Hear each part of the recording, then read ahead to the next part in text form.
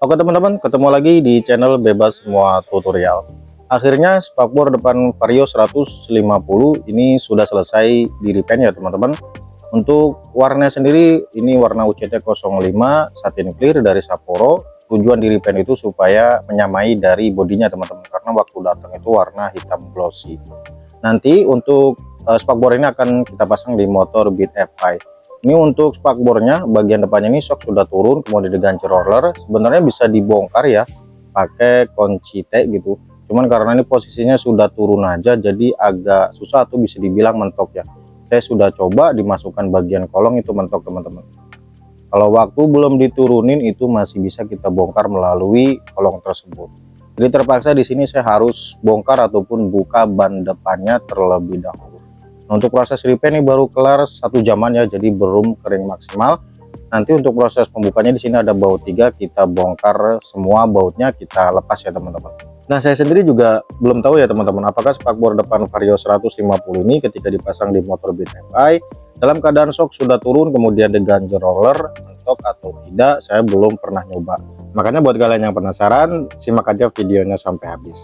Nah ini posisinya sudah kita bongkar ya, bagian roda kemudian juga bagian spakbor bawahnya itu sudah dilepas, dan ini spakbor varionya yang akan kita pasang. Kemudian saya akan spillkan bagian rollernya. Ini roller dari bawaan sebelumnya ya, atau bisa dibilang roller Beat FI, ini roller bekas merek BRT. Untuk penaruhan atau pemasangan rollernya kalian tinggal taruh di bagian atas dari lubang spakbornya teman-teman. Masing-masing setiap lubang kalian taruh satu ya. Jadi di sini kan untuk spakbor ada 3 lubang, jadi kita membutuhkan 3 roller. Kemudian untuk bautnya, nah ini untuk bautnya sudah jelas diganti. Kalau pakai baut bawaannya itu pasti tidak pas ataupun tidak muat. Ini untuk bautnya ukuran masih tetap sama, kunci 10, kemudian panjangnya 3 cm teman-teman ya.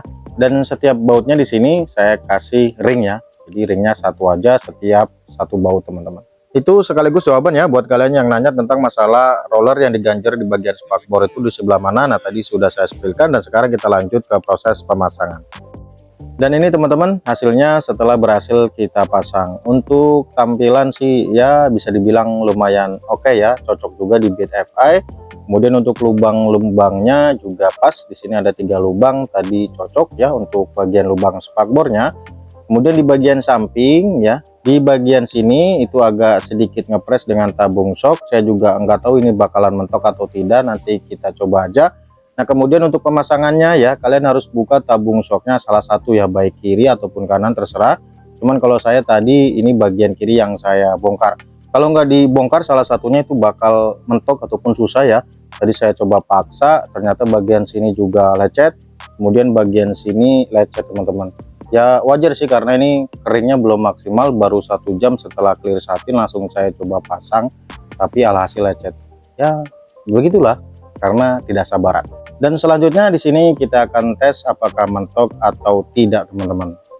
Oke, ini motor saya taikin kemudian saya genjot ya teman-teman. Nah bisa kalian lihat di sini walaupun sedikit ngepres ya, tapi tidak mentok. Walaupun posisi shock sudah turun kurang lebih antara 2,5 sampai 3 cm, kemudian diganjel roller juga 3 lubangnya, ini hasilnya tidak mentok teman-teman.